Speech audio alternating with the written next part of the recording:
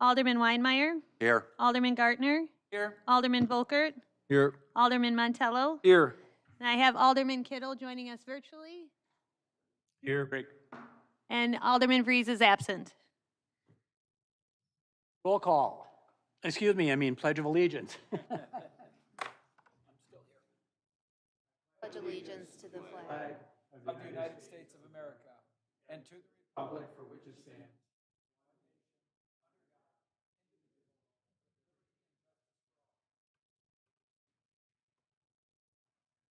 Your motion to adopt the agenda as proposed.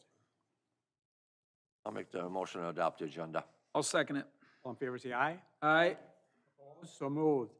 Public comments, we have a couple here. First, Kevin and Shauna Mitchell, you want to come up here and speak into the microphone, please? And just say your names and addresses. Kevin Mitchell. Shauna Mitchell, 15. Oh, we just wanted to say hi and introduce ourselves. We went up, we're talking about starting a business in the area. We've been thinking about it for a long time. We went up and visited the Perlick Distillery. Got excited about what he was doing up there, the atmosphere, the connections, the people, the local aspect of what he was doing, and got really excited about that opportunity to partner with him and bring something to this area. Replicate that. We've been in the area in New Richmond for 24 years. Our daughter's grown up here, gone through the schools, and had a blast. We've been part of the community, and another opportunity to grow that. Shauna, you want to say anything? Ditto. And Scott Perlick, probably if you want to explain, what your business is and what you're planning on doing. So my name is Scott Perlick. I own and operate Perlick Distillery in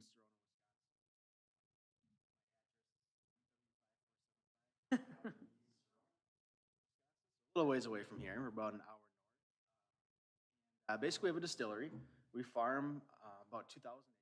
Farm that I grew up on. My dad actually runs the farm. We started up the distillery about 10 years ago as a way to take grain that we grow on the farm and add value to it.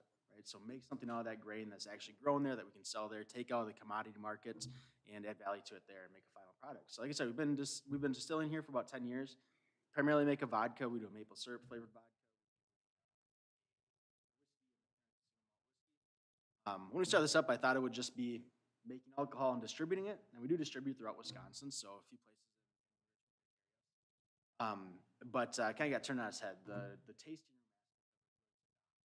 At a large tasting room. We have 2 bars. We can seat about 250 people. Anyways, we've done this for 10 years. There's some changes to the Wisconsin liquor laws here. It allowed us to have 3 additional retail locations within the state of Wisconsin. Customers that came into our distillery, and we could sell to a wholesale. Now with this new law, we can basically have 3 additional outlets. Replicate that tasting room. Through a mutual friend, we met Kevin and Shauna here, and they were actually started up a distillery and came up, checked our place out, and thought maybe the whole distillery thing wasn't the thing they wanted to do, but more focus on the tasting room side of it. Offer there, so we started working with them and decided to move forward with.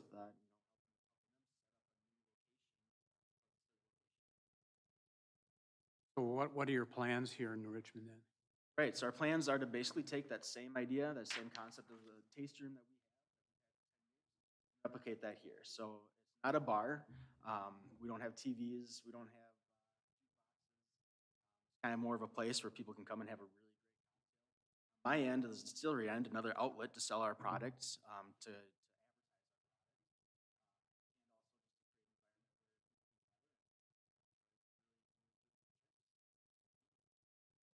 Well, thank you. And Before they sit down, I know we're not supposed to ask, but maple syrup vodka, it must be great with the breakfast crowd. sometimes. It is amazing. So we had actually done it in our tasting room and cocktails. So one of the things we try to do is come up with all different types of cocktails, especially because fortunate thing with vodka is you can make a lot of different cocktails with it. But, so we started using maple syrup in some cocktails, and it doesn't necessarily dissolve, right? So if you dump maple syrup in, it just kind of floats there, it sinks, dissolving it into the vodka. Really over really well, and we were approached by Scott Holt with Compass Farms out of over by Wausau. 150-acre maple tree farm, and was looking to do the same thing we were, add value to his crops, right, maple syrup. And so we worked out a deal with him where he'd supply us and we'd use it to make. Thank you for coming. I appreciate it and letting us know what you're going to be doing, and hope it goes over well. Good luck to you. Stop by. Thank you. Thank you. Mayor, I'm going to offer a motion that we approve the consent agenda. Second.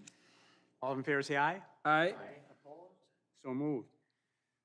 First item is the consent agenda. I make a motion to, we're going to go into consent agenda right now for the public hearing.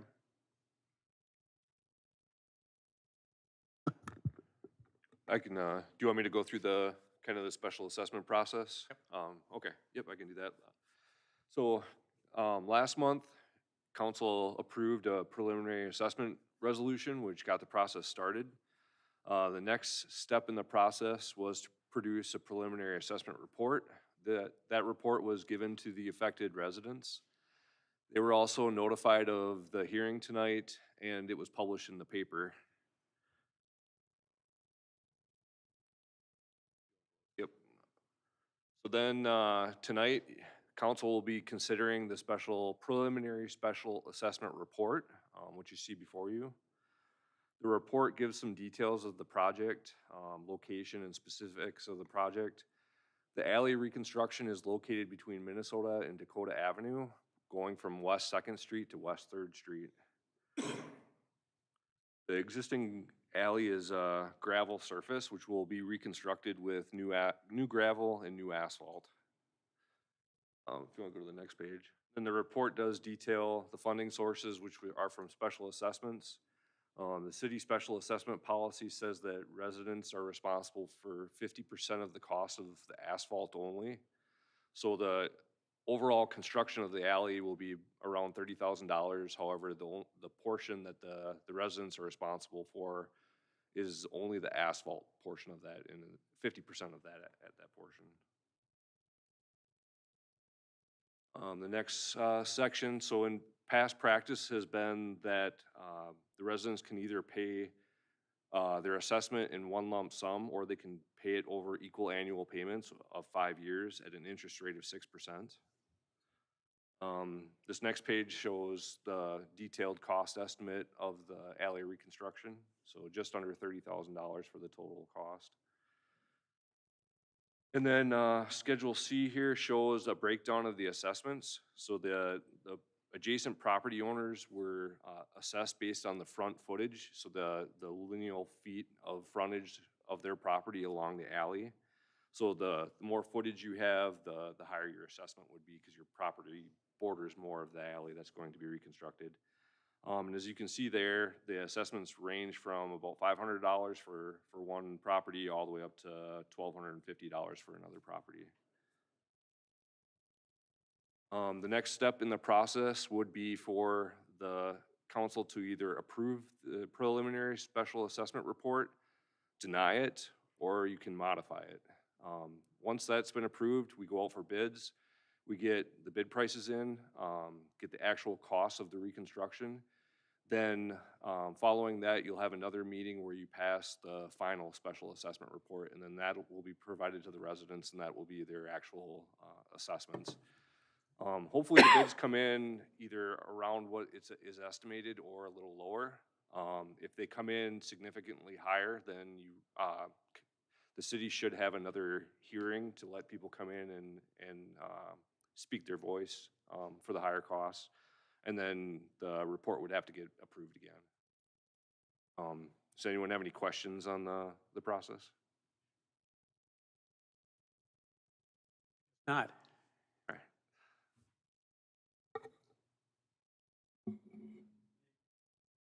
Yes, nobody want to say anything? No, it's been a few years since we've reconstructed one of our alleys, so I know this was a priority when we talked about our budget for 2025 was to try to start to work away at some of these. So we redid, I think, 3 alleys maybe in 2018, and this would be our first one since then. So something hopefully, something to think about for future budget cycles as well, if that's something that if every year if the council wants to try to do 1 or 2 alleys each year to try to stay on top of those, so.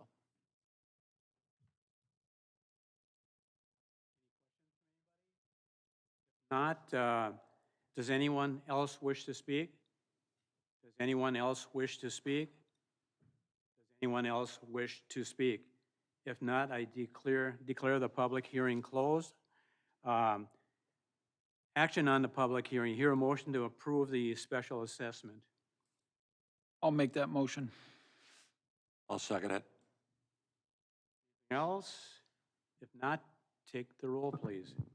Alderman Weinmeier, Yes. Alderman Gartner, Yes. Alderman Volkert, Alderman Montello, Yes. Alderman Kittle. Yes. Passes. New business, financing update for library building project. Mr. Mayor, Sean Lentz with Ellers is running a little bit late at the Wanna move Roberts that meeting that he's back? at. Okay. If we could move that Sure. towards the end, and then maybe 9.1 and 9.2 kind of would go together a little bit in conversation. So if we could just move to 9.3, and then we Okay. can come back to the financing when Sean gets Okay, here. we'll come back to 9.1 and 9.2. 9.3, authorization to bid 2025 street and utility projects. Yeah, so we, the plans and specifications are nearly completed for the 2025 street and utility project. The overall project actually encompasses a few projects within the city. The biggest one being the reconstruction of Bilmar Avenue from 11th Street down to Paperjack Drive. The city did receive through the DOT LRIP grant for this project for about $650,000, which will cover a portion of the street reconstruction. Another portion of this project would be the development of the Oaks Trail, so construction of a new off-road trail by the Oaks Foundation that would connect the Avondale development. The city also received a grant for that project in the amount of $163,000 from the Stewardship Fund through the DNR. Then we'd also like to bid the alley reconstruction project that you just passed the preliminary special assessment report on would be part of this.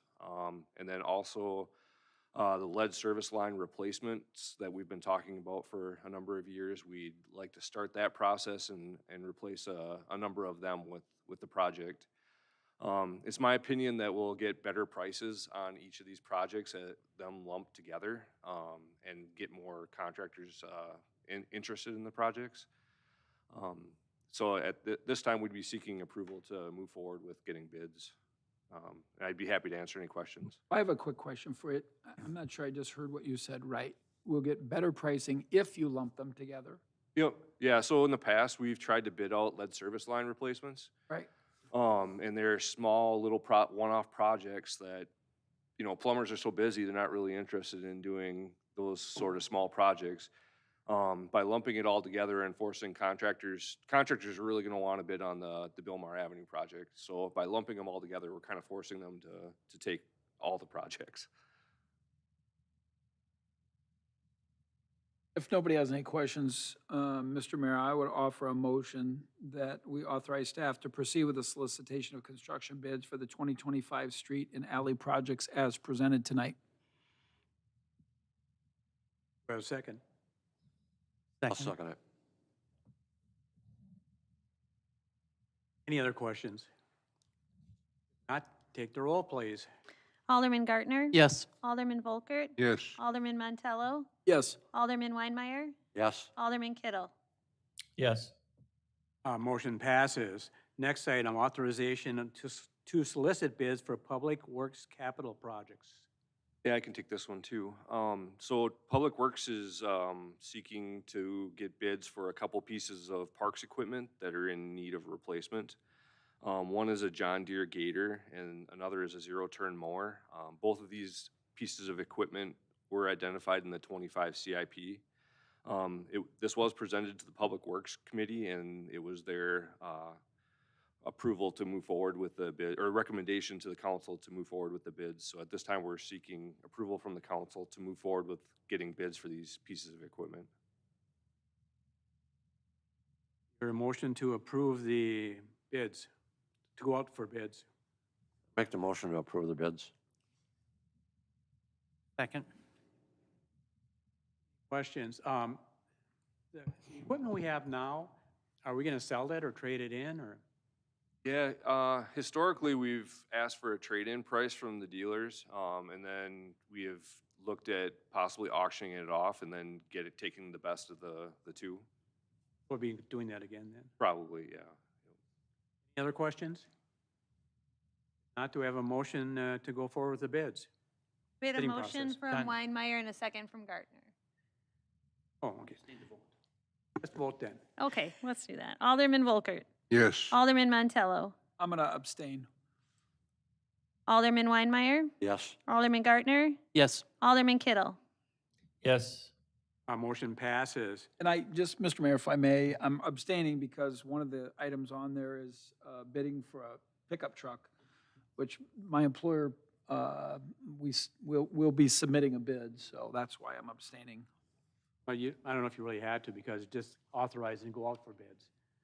Okay, authorization to solicit bids for utility capital projects. I guess I can, some of these I might not be able to answer questions because I'm not super involved with the electric department, but I'll do my best. So yeah, utility projects, we have a number of them that have been identified on the CIP that we're looking to move forward with bids. First one is through the water department. There's a pickup truck that they're having issues and maintenance issues that they're looking to replace. Pumps at the main lift station. So the main lift station in town deals with about 95% of the wastewater that comes through the town. The pumps are getting pretty old. 2 of them are 43 years old. And so we're looking to replace a couple of them. The water department is looking at utilizing some cured in place liner. So it's a formed in place liner that will line some of our clay tile sanitary sewers. Mostly focusing on areas that we know reconstruction isn't going to take place in the near future. The electric department is looking at soliciting bids for a bucket truck to replace an existing bucket truck that they've had a number of issues with.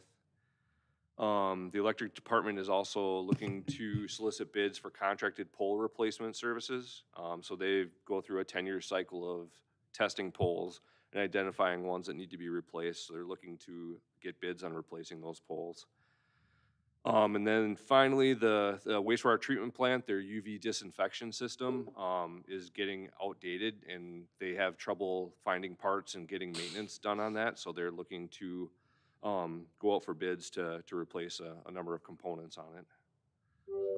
So that's a lot of items, but so I'd be willing to answer any questions that you have. Questions? These are all just to go out for bid, right? These are all just to go out for bid. Yeah, no spending money at this time. So. Any other questions? If not, That's not, the last one says staff is requesting authorization to move forward with necessary upgrades on the UV. So that's not a bid, that we already approved, Rayanne, or? So on that particular one, that is an operating expense. Okay. It's also a single source, essentially distribution network on Yep. it. So you are correct, Greg, on that one. We would be authorizing the expenditure to occur on it. Wanted to clarify it for Craig there. Do you want two different? do I have a motion to go forward? I'll move to go forward. I'll second it. Questions? Not, take the roll, please. Alderman Gartner. Yes. Alderman Volkert. Yes. Alderman Montello. Abstain. Alderman Weinmeier. Yes. Alderman Kittle. Yes. Passes, but I still don't think you had to abstain. We're just going out for bids. Definitely not on the We're not first giving one. it to you yet. Definitely not on the first one, my bad. Next item, ordinance 620 zoning ordinance amendments and administrative permits. Good evening, Mayor and City Council. I can take this one. This item was discussed by the Plan Commission at their meeting last week, and a public hearing was also conducted at that time. This is an amendment to our zoning ordinance as it relates to administrative permits. This language is really intended to provide some clarity and hopefully also expedite approval processes when it comes to smaller building additions. So currently, this has kind of been a gray area of a point of confusion with if an existing business, let's say in the community, is looking to construct an addition to their building. A lot of times our zoning ordinance really just refers to the principal building. And so when it comes to additions, typically all those projects have to go forward to the Plan Commission, when oftentimes they're actually fairly small or pretty simple. And so this would allow for smaller building additions to go through the process of an administrative review and getting a building permit rather than having to go to the full Plan Commission. So that's really the intention here, provide clarity for administration and also for some of those smaller projects, hopefully to expedite the approval process. They're not having to wait a whole month to go through something which in some cases it might be a 500 square foot or 1,000 square foot building addition to a building. Happy to answer any questions that you might have. Your motion. The, I'll offer Change. that motion to approve the zoning ordinance amendments as presented. I'll second it. any questions now? Not take the roll, please. Alderman Montello, Yes. Alderman Weinmeier, Yes. Alderman Gartner, Yes. Alderman Volkert, Yes. Alderman Kittle. Yes. Passes. Item on the recognition of Chuck Mehls. Order with why? Yeah, I think as everyone's aware, Chuck Mehls passed away in late January of this year. A lot of you may have attended his celebration of life. I know Chief Yelich spoke at the celebration of life here a couple of weeks ago. And in the packet, I have a very brief memo that just is a small snapshot, I think, of the impact that Chuck Mehls had on the community, and specifically when it comes to the Nurseman Area Ambulance Service. And so, speaking of Alderman Montello, he had suggested having some discussion tonight about potentially recommending to the ambulance board that they would actually have Chuck's name on the exterior of the ambulance building, or perhaps even somewhere when you enter the door into the main office, somewhere having his name displayed. I think a case could be made that the ambulance wouldn't be in existence today if it weren't for Chuck, or wouldn't be what it is today, certainly. And when you think about the impact that he had, really from the ground up, starting the ambulance service and turning it into what it is today, the number of lives that he's impacted from not just EMTs and paramedics, but young people that he encouraged to and inspired to pursue careers, and either as a first responder or in the medical field. And certainly one of those legends of our community that will their impact will be felt for years to come. So really just wanted to open for discussion then. Maybe Alderman Montello, if you wanted to share anything. Well, Chuck Mehls does go back a long ways because I had him for driver's ed. That was a long time ago. I actually started working with Chuck when I was in high school, which is over 50 years now, including doing ambulance runs back in the mid-'70s, and then worked with him on all kinds of county projects and various things, and of course, ambulance runs, and worked with him in the hospital. And he's just a legend as to what he did to change our system. As some of you probably know, our ambulance system before he came was the hearses from the funeral homes here. That's what our ambulance service was, and what it is now. He had a hand in all that stuff, so I just amazing. I just want to add that I think the bar should be high to recognize a person as to what we're proposing, and I think Chuck meets that standard. Staff has things identified in the memo that Chuck did. I just wanted to offer a few additional things. Chuck was responsible for introducing the concept of a helipad to the hospital, and then he helped construct and open it. He taught first aid, first responder, CPR, and emergency management classes through WITC. He helped train and incorporate first responder units in Deer Park, Star Prairie, and other agencies. He introduced the concept of CERT, Community Emergency Response Team, to the city of New Richmond. He recruited and trained volunteers and managed 3 CERT teams during the late 90s and early 2000s. He served with the St. Croix County SWAT team as an EMT. He introduced and implemented the concept of City Emergency Management Communications Center, and applied for and received hundreds of thousands of dollars in state and federal grants for equipment and storm disaster aid. And he was also a member for a period of time on the St. Croix County Board of Supervisors, particularly with the Emergency Government Committee. So it's important that this isn't something we do lightly. I do think, as I said, the bar should be high, and I think Chuck is a person whose life and what it stood for and what he did met that.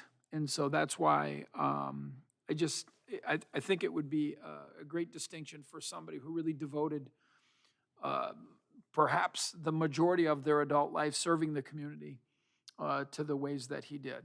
So It's too bad that we have to celebrate these things after the person passes, that we don't realize, well, we do realize what they've done for the community and other things, but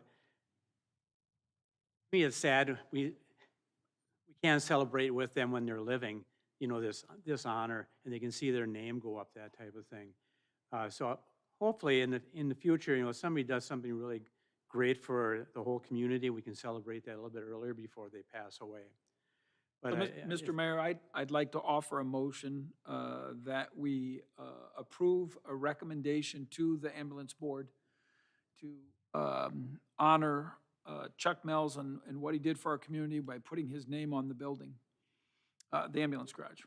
we'll be passing that on to the complete ambulance board for their approval. Somebody want to second that? Second it. Discussion? Alderman Weinmeier, Yes. Alderman Gartner, Yes. Alderman Volkert, Yes. Alderman Montello, Yes. Alderman Kittle. Yes. Passes. Next item, financing update for the library building project.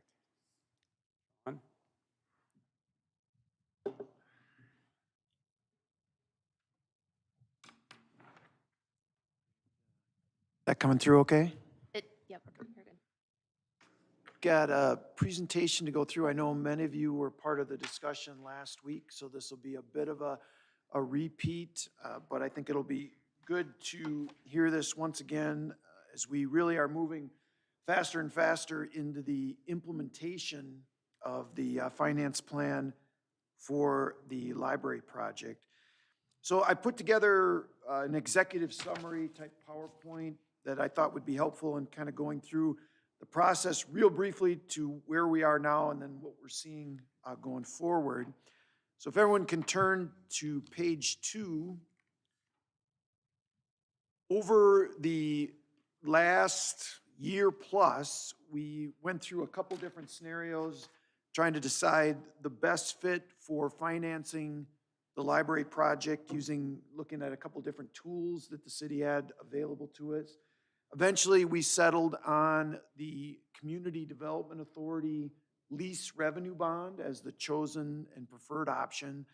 A couple things as a reminder to the council. It allows for 30-year financing rather than general obligation debt, which is also a very commonly used tool for projects like this, but is limited to only 20 years payback. So a bit longer time, matching up very well with the useful life of the facility itself. Also with the CDA lease revenue bonds, it's one of the few types of debt in Wisconsin that's exempt from both federal and state taxes. Most of the times when the city will do a financing and use their bonding authority, it's only exempt from federal tax. That helps somewhat with interest rates. But lower, this does not count against general obligation borrowing capacity since we're using this tool. And Rayanne could talk about the final bullet point about other potential benefits for annual library funding. But because we're doing it, and it'll be on as a lease payment, right, for the library rather than a debt payment, there are benefits to the funding for the library because of that. With that in mind, starting in the October timeframe, leading up to a decision in early December, as you recall, we went through an RFP process to select an underwriter to work with us on the CDA bonds. We did get a 6 proposals, so there was a lot of interest out there for the city's debt, and we ended up selecting Northland Securities underwriter for this project. This next slide, just a quick reminder for the group about how the transaction overall is working. You'll see we have the Community Development Authority in the middle, and the city and the bondholders on either side of that. That's really because the CDA will be integral to this finance plan in that they will own the library facility. They will borrow the money. They will enter into an agreement with the city for, and the agreements will be in 2 forms, a lease and a cooperation and contribution arrangement. That arrangement will have the city, through funding sources, probably primarily the levy, make annual appropriations to the CDA. That will be the funding source then that the CDA will use. Bondholders provide the money to the CDA to first acquire the building that we have the development agreement on that I know you're all very aware of. They'll use the money for that as well as completing the inside of the building. The funding source that the CDA gets to pay it is the relationship with the city. Revenues coming on an annual appropriation base to the city. And again, that's how the bondholders are, why are they willing to lend the CDA money? They're willing to lend the money to the CDA because lend the money to the CDA because the city's there with the CDA working hand. All right, if we can go to the next page. And this one and page 5 kind of work together. Page 4 is specifically on the sources and uses and expected repayment schedule for the $10 million in Community Development Authority lease revenue bonds paid back over 30 years. The current projected payment, talking with Northland Securities about where they're seeing interest rates right now, would be about $640,000 a year in principal and interest. Starting, the first payments would be in 2026, and then the bond issue, if it was paid out over that full term, would go out to 2055. In the 10 million, we are also including part of the borrowing of that 10 million is what we call a debt service reserve, and that's 1 year's worth of payment. In the event that there's ever any complications with that annual appropriation from the city to the CDA, again, that's the source of money for the CDA to pay the debt.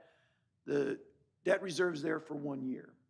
What we see 99 times out of 100 is generally that reserve is there for the first, in this case, 29 years, and then in the last year it's used to make the last.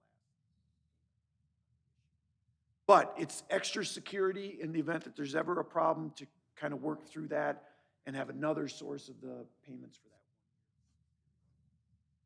that. The debt issue itself would have a locked-in fixed interest rate for the 30-year term, but we're expecting around year 8 of the 30-year.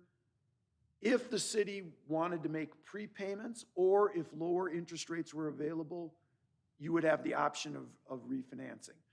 But let's say interest rates go up after we've locked in, the city is not obligated to do that. Pay it much like if you have a 30-year mortgage. You've locked in and you could pay it over the 30 years if you want to. But with this, after that 8th year, we could start paying early or refinance. That $644,000 that, is put aside, Yes. gains interest, over the 30 years, so let's say after that time it's worth 900,000. Just, using that number, where does that excess money go? Yeah, in fact, thank you for bringing that up, because there's rules about it. The IRS has, we actually, those earnings each year, so let me just give you a quick example. I think at 3%, it would be somewhere around $17,000 to $20,000 in interest earnings. Let's say we got $20,000 in interest earnings by investing it for a year. You are required to use that to pay the debt, those interest earnings each year. So you have to kind of sweep it out of the debt reserve account, the earnings, the principal balance stays there. Where can it go? It can only go to one place, the debt service fund. So then that would be less money that would have to be appropriated via the levy or other sources to make the annual debt. So it could reduce the levy by 20,000 maybe. Yes, exactly. That's how that would work, right? Any other questions on this slide? All right, if we go over to the next one, that slide I think is a good segue into the total sources and uses for the project. And I'll probably turn it over to Rayanne to talk through, because this is a component of a couple different sources. It's the biggest component, but of a couple different sources that the city is using to pay the entire library project. Thanks, Sean. So as Sean mentioned, the page in front of you, the top portion is going to provide the sources of funding. The bottom portion is the uses of funding. As we've been talking about the library project, we have estimated that project cost to be $14 to $16 million.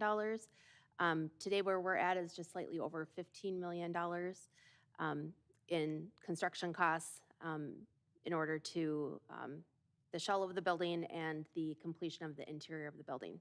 When we look at our total sources, what Sean has been going over this evening is the issuance that we plan for 2025, which in order for us to have bank qualified debt that's tax exempt, we need to stay at $10 million or less in each calendar year.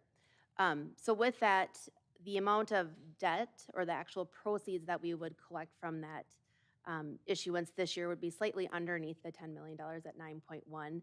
We also have cash currently on hand of just under 1.7 million, as well as impact fees that we continue to collect as development occurs. Those sources will help pay down the construction costs.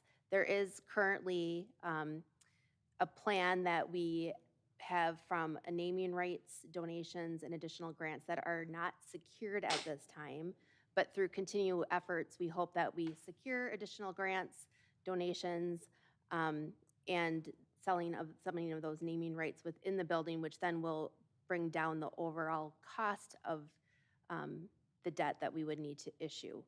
However, in the meantime, we would still have to pay for the cost of construction. So in 2025, if we have a gap at the end, we can use unrestricted fund balance for a period of time and or an interfund note. And then what we would do in 2026 is do an issuance that would reimburse ourselves for whatever amount that we had to use of additional cash on hand to fill that gap. What we would continue to do, though, is fundraising efforts, and that's something that we'll discuss later this evening, that through those efforts of those naming rights and donations, if they aren't fully secured by the time that the project is complete, those would still continue and then help to pay down any debt service on the building project moving forward. So our gap right now is 3.1 million. Approximately, yep, correct. Thank you, Rand. If we go to the next slide, I wanted to finish up before any more questions of the council on the timeline. So tonight, we wanted to give the council / public an update on where the process for the largest funding source of the project, again, the 10 million in community revenue bonds. From now or going forward, we've been working with city staff on a lot of the prospectus or disclosure related to the issue, the official sale of the issue. We will be doing a bond rating discussion with Moody's Investor Service for a rating for this issue. Again, we're using the rating in order to try to get the best interest rates we can, the lowest interest rates that we can. So that activity is going to continue through the rest of the month.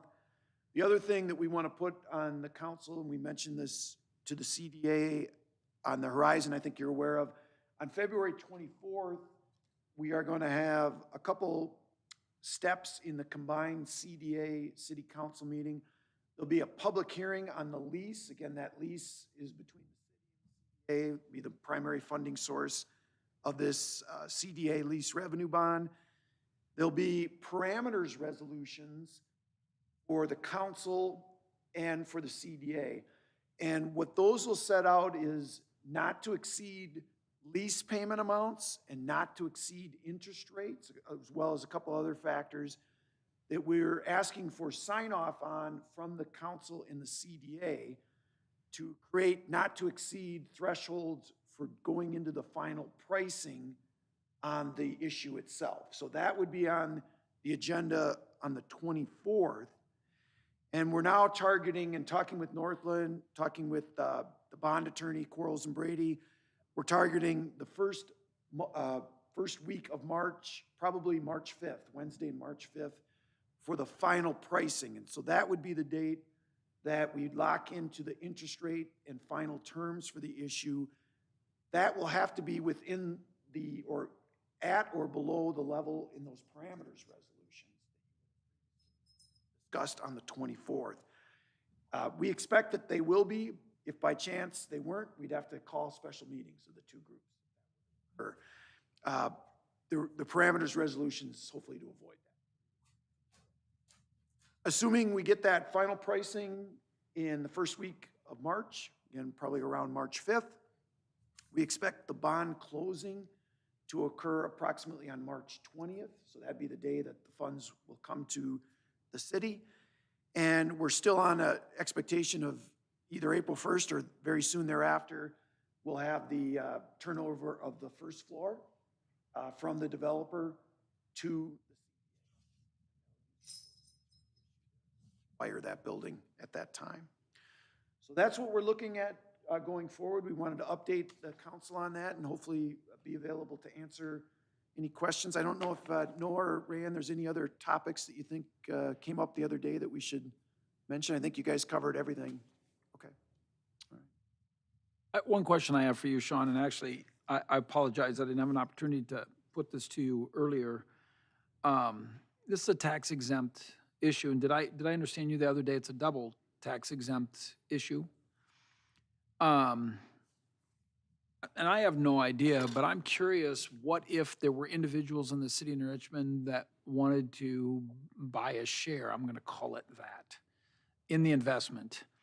What's the possibility of arranging that? I'm not asking you, oh, we gotta make that happen. I'm just curious, if somebody said to me, hey, I'd like to own a piece of that, is it possible? It is. Mike, I can get to Rayanne, contacts at Northland Securities, then those contacts would be very happy to talk to people at the city who would be interested. And I would guess that Northland has already reached out to institutions in the area to ask whether they would be interested or if they have clients who are interested. But I can get a contact so that you guys have somebody you could point people to through email or phone calls. Well, and I think it's interesting that it was mentioned that we're gonna be talking about that I don't want to use the term shortfall, but I guess I just did. That other amount that is not covered by this. And I just think it's interesting as part of an approach out to the city, as part of getting this information out there, that if there are folks who want to just support the investment, and I understand that they're going to sell the securities. That's going to happen, whether people in Richmond buy it or not. But if folks kind of thought, hey, this is kind of neat, I own a piece of that investment, and they might like to do that. So that's really where the question is, so. Yeah, and if they were to purchase it, you know, everybody's tax situation is different, of course, but they would not, the annual interest payment or semi-annual interest payments they would receive would not be subject to federal taxes or state of Wisconsin tax. So it is a unique type of debt under Wisconsin law. There's only a couple that have this ability to be double tax exempt. Questions? Thanks again, John. Yep, thank you, Mayor, thank you, council.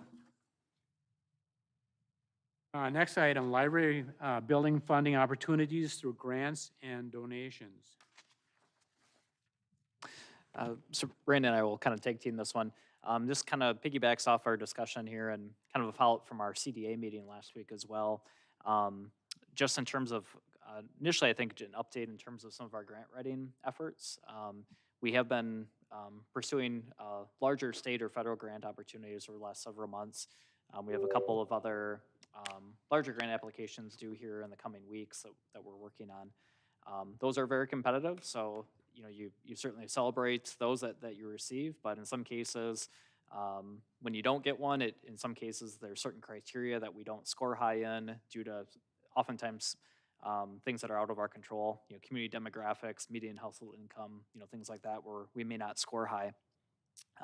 But we are going to continue to apply for those. We've looked at what other libraries in the area that have done a capital campaign and some of the grants that they've received, various foundations and things. And so those are helpful to us because we can see, okay, if the Somerset Library, the Eau Claire Library got a grant from XYZ Foundation, we may think our project could be a strong candidate there as well. And obviously, the more grants or donations we receive, the less we have to borrow, like we've talked about. Now, we have received some larger donations from private citizens, local businesses, organizations. But as we talked last week, there is kind of a window of opportunity now to look at, building off the excitement of the construction that people can see, but also realizing that, we only have so many months before construction's going to be completed, and trying to reduce the amount of borrowing required and beyond that $10 million borrowing. I think in terms of, having outreach to local businesses, foundations, it's nice to have that local touch of, if put yourself in a position of a business owner, or if you're a board member, to have a couple of folks that you know of in some capacity, and who also are familiar with the project. So if they have a question, you know the answer, or you know who to point them to follow up with them. But I think it's also an opportunity to involve council, library board, if there's other community members in who aren't necessarily serving as in the capacity of a board member, but who'd like to get involved with the project, and to actually identify some of our larger employers or organizations here in the community that might be interested in making a contribution. And I think staff can assist in the capacity that, let's say we had 10 volunteers, someone from the council, someone from library board, community members, to actually have kind of a package presentation. That way there's consistency when there is outreach. Have some materials that they can leave behind, a brochure, things like that. We also obviously have all the contact information for our local businesses, and that, in the next few months, we could take a pretty targeted approach to say, here's 25 prospective donors, let's say, and then take that group of volunteers to say, okay, the 3 of you are going to meet with this business, 2 of you are going to meet with this business, or someone may have a close relationship already with one of those existing businesses, and really to go out there and make a more proactive approach. There's some people who've made donations to us without us even asking, which is amazing, and it speaks to the value that people see in the building. But oftentimes, folks can also may think that there maybe isn't a need. They see construction going on and they think all that's already done. And so, really not looking for a formal motion tonight, but just want to kind of have some follow-up discussion about this. Do you think that approach could make sense? And if so, if there's anyone from the council that would potentially be interested in assisting in some shape or form, and then if there's other individuals that come to mind that you think would be really good at that or be interested in that, and we can certainly follow up with them here in the coming days. We would like to get going on this in the near future. But folks could be really as involved as you want to be in terms of it. So it doesn't mean that you've got to meet with 50 different businesses. You might just meet with a handful of them. And again, you wouldn't be on your own. Again, we want to have some consistency and have kind of some smaller groups too. Might be 3 people going out, but it also takes that off of the plate of staff where it's not expecting our employees to go out and do all that legwork. So with that, just kind of open up for discussion, looking just for some feedback or questions. Greg, I want to ask you, has the library board talked about, has fundraising been part of just the conversation at the library board?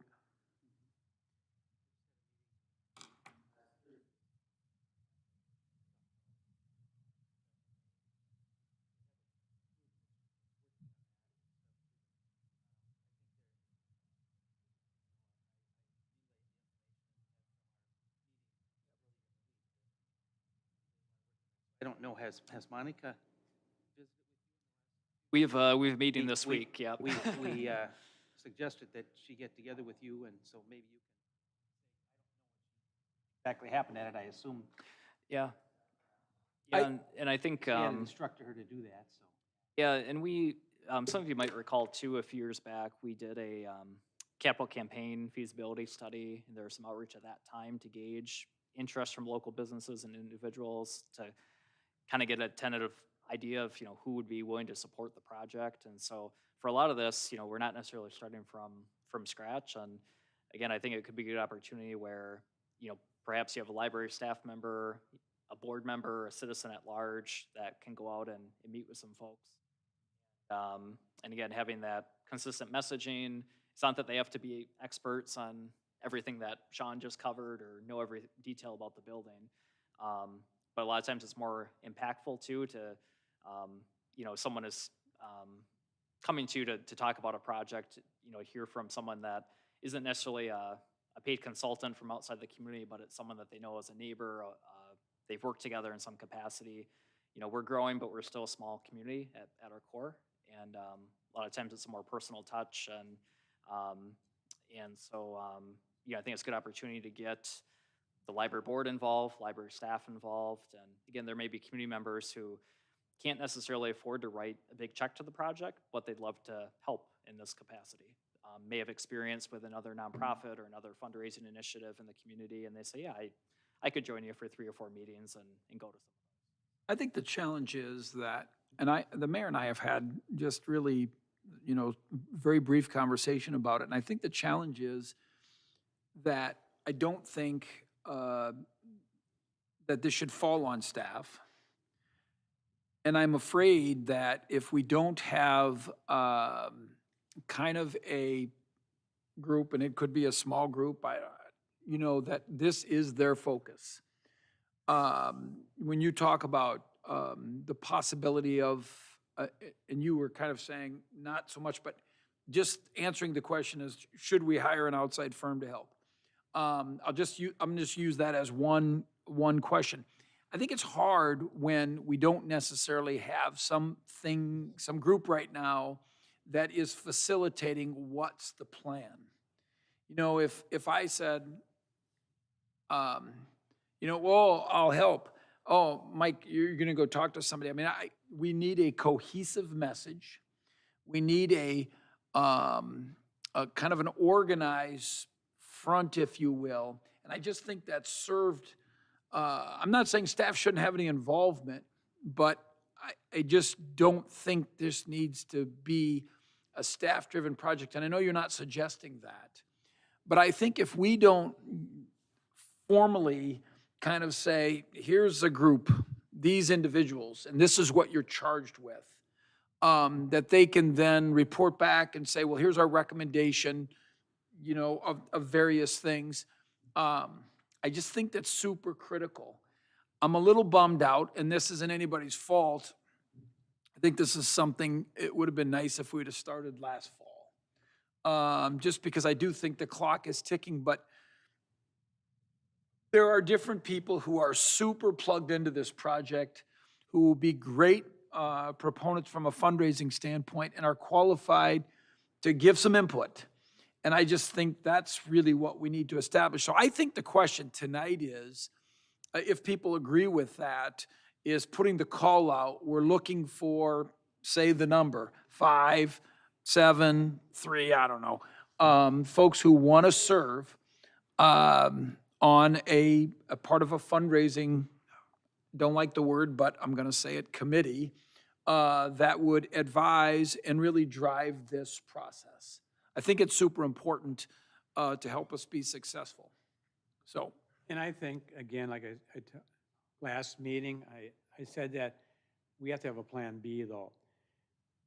I think it doesn't hurt to go out and look at people that do fundraising, send something out to maybe 4 different companies and get feedback.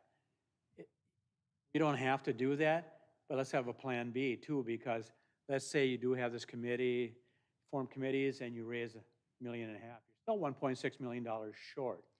And now, if, let's say a fundraising committee comes in, I don't know if they take 10%, I don't have a clue. Let's say they raise $2 million. So now we've met our goal, but like Mike said, we're a little bit late to the party right now because the building's gonna be built. It's gonna be finished probably in October. You know, it's too bad we didn't start, you know, maybe even last summer. But that's past. We can't do anything about it. But I always like to see a plan B, because if plan A isn't working, let's have a plan B, because one way or another, we have to come up with $3 million. Either the city's gonna borrow that money, or we can knock it down by, you know, grants or whatever. But I'd still like us to look into that, if nothing else. Let's put feelers out there and just find out what these fundraising companies can do, and I guess you could say pronto, because we can't wait for 3 or 4 months, then it's gonna be too late. But the one thing also is, we're not gonna start making payments on this until next year. Have time that way. It's not like we need this money immediately, but we have time to raise this money. We probably have, I'm not sure, when do our payments start next year, once we borrow this from the CDA? A year from? It would that- start in February. February, okay, 26. so we basically have a year. well, although I mean, it's to gonna be- clarify, there's Or gonna we have have to to, start making payments. right, we'll have to pay the full cost of construction, right? So, Yep. if we don't make our fundraising efforts by October, we do have a plan in place, and we have been Yeah, I mean, I planning understand for that. that, right? So Yeah. anything, you know, after that date, we would still continue the efforts to try to reduce down that overall borrowing that we've done. Nice if we didn't have to go that Right, plan we have in place. right. But the challenge is, though, once the building's open, the push is very different. It's done, okay, oh, by the way, we're still trying to raise money to pay for what is finished, right? I just think that the time is now, and I appreciate what you're saying. The reality is, we really have to have the money due, we have to have it accounted for by October. And I do think that the greatest sense of urgency is before the doors open. So again, I would like to see if we can't, you know, Noah suggested, you know, I'll say a staff member, somebody from the council, but getting a very small, super focused group of people that can really serve as advise to what we're going to do, because we still have to come up with, whether you hire a company or not, you know, what's the message, what's the We have to you have know, it all in all of place. that. So Yeah, we exactly. need folks that want to serve on this. So I that's what I'd like to see us do. Definitely is a couple of people that are on the library board that are very motivated. Probably, but there are maybe 2 or 3 people that are much more motivated than. Well, you know, the idea that, and I know a lot of places use it, buy a brick, for example. But again, that somebody has to coordinate that. I'm not even saying they're gonna do that, but that's an idea for folks who maybe have a lot smaller amount of money, but they wanna give, they wanna be part of it. So we need somebody to coordinate that, I guess, is where I'm coming from. I think you have to come up with also, within the library, what can I donate? You know, I don't have $30,000, but I got $5,000. What can I donate in that library? Because people want to know that too. I think that's important. So you have to start looking at what they can donate for different portions in there, what it's going to be The naming rights policy and the. for different We everything. voted on that in this, here, didn't we? Not the library, it was here, we voted on that. Yep. And it goes down to a certain amount, and then, But what is it? I mean, I don't have it in front of, I don't know it off the top of my head, but maybe one of you can. was it a $2,500 donation? What does that get you? 5,000? Because we're looking at, there could be a lot of those in the community, 500, 5,000, something like that. But what does that get you? Do we have that?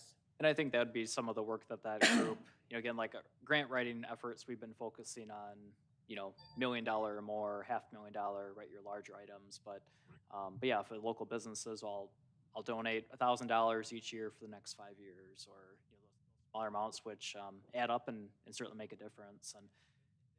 And The thing at, coming in the door with names on it and stuff, I can't remember off the top of my head, the numbers. Can one of you pull it up? It goes Or from, can you, Michelle, can you find that? goes from the- from 5,000 Yeah. up and then to the 100,000, so. There it is. We voted on that here. Yeah, but I didn't know the specifics Yeah, about, I couldn't remember the numbers. about other things in the library though. Yeah. I wanted, We don't have anything set for or that. something, We don't have anything set for that right now, no. And that's what you're gonna have to go out, if you're gonna go out and talk to the public. Yeah. You're gonna have to have a script there. This is what you Yep. can donate to. This, you can have your name on this or blah, blah, blah. And I don't know what it is. I mean, the library board's probably been working on this. Well, actually, it was set by this, board. We talked about it a couple months back. with the naming right and the. Oh, I know we did, but I mean, I think We- we're talking we- about we bigger talked about things big- probably. But that actual list has not set in any way, so I can't give you any information. That's what I mean, Yeah. you'd have to get that set before you start going Oh, out and absolutely. asking for donations.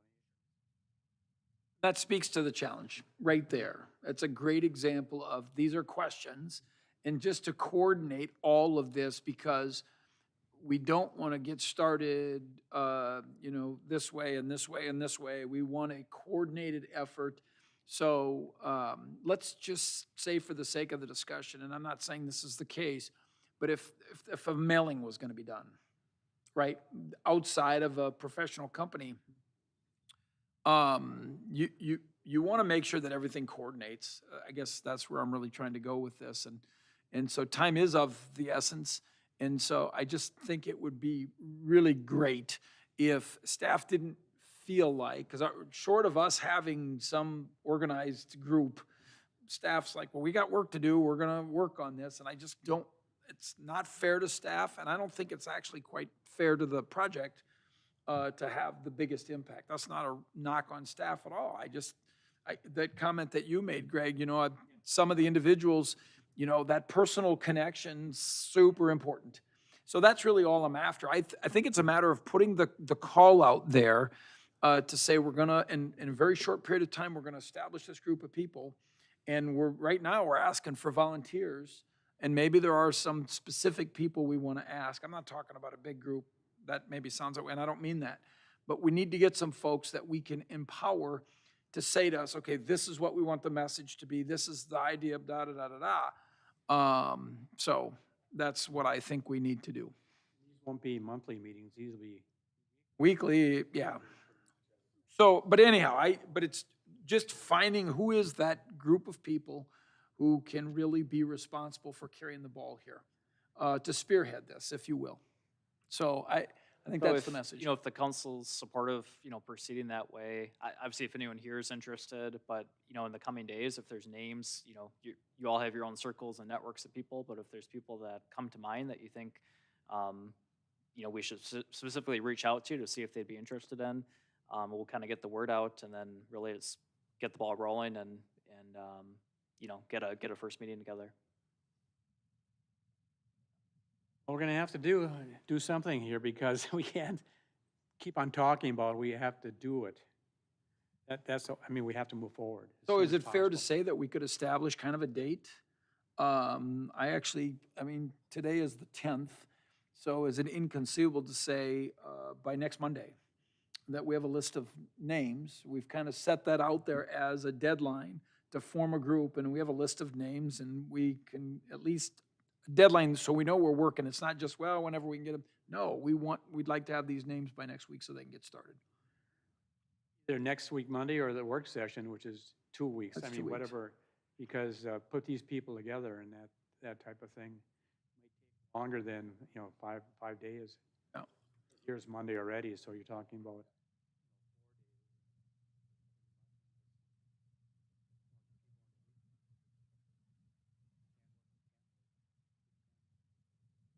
So we have to move forward. I mean, there's no doubt about that. So do I we, think it's certainly fair to say that, by the work session, we can say, hey, here's the names we have. They've had a first meeting already, or they're meeting that week. And it can come together quickly. I mean, the group can always grow. So, I mean, you might have initial, hey, we've got 8 people, and then in March, we got another volunteer. Great. We'll get them involved. hey, I think everybody's in agreement with that, and pretty much vote on it, but just Yeah, I mean, I think the direction is clear for consensus, I us. think, to So. move forward. If nothing else, to hear any communication or miscellaneous. I just want to take an opportunity, and I don't know if I'm stealing anybody's thunder, but Eric Everson, our Public Works Director, is leaving his employment with the city of New Richmond at the end of the month. And I just want to say, as a matter of record, Eric, we're going to miss you. You've been a great addition to staff here. I don't think in the history of the city of New Richmond we've ever had a Public Works Director who also had their master plumber's license. And it's awesome to think about a person who's responsible for the flushing of toilets really understands what it takes. But in all seriousness, you've done a great job. You've been a huge asset. I am very sorry to see that you're leaving, and completely understand the opportunity you have in front of you. And you're going to be missed. And I'll second that. Eric this past week, and we had a good conversation in that, and yeah, I'm sorry to see him leave, but sometimes the horizon looks better. Thank you again. All right, well, this is kind of a downer after that, but earlier in the meeting, we had the approval of the consent agenda motion by Mike Montel. We had the second by Greg Gartner, but I don't know if you ever called for for a the vote? vote on that. And so I just, as a point of No, record. I just said all in favor, say aye. You did? Okay, just Yeah. want to make, and Yeah. if you did now, you've done it twice, so just as a Double part of check. clarity. We had some liquor licenses in there, so we want to make sure we really approve them. Yep. And then also, obviously, voting. Early voting is open. Election is February 18th. Please come and visit us, or it will be a very long day. The candidate forum is on our YouTube channel, so feel free to watch that again multiple times if you'd like. And why not? And then also, if everyone wants to mark their calendar for February 27th, we are having a launch party here in the council chambers for visitnewrichmondwi.org, the tourism committee's efforts to invite people to visit New Richmond.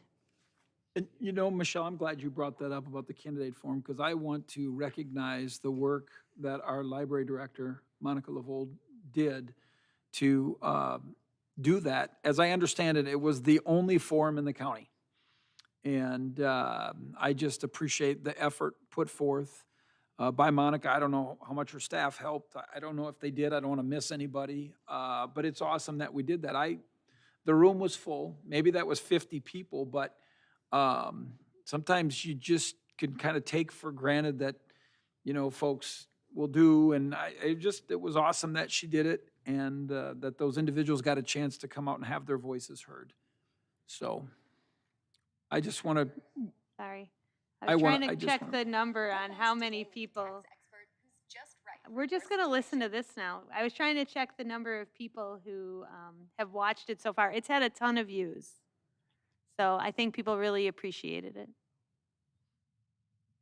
well, kudos to Monica for the work that she did, and for city staff and the help that they gave that could be held here. Anything else? Not to hear a motion to adjourn.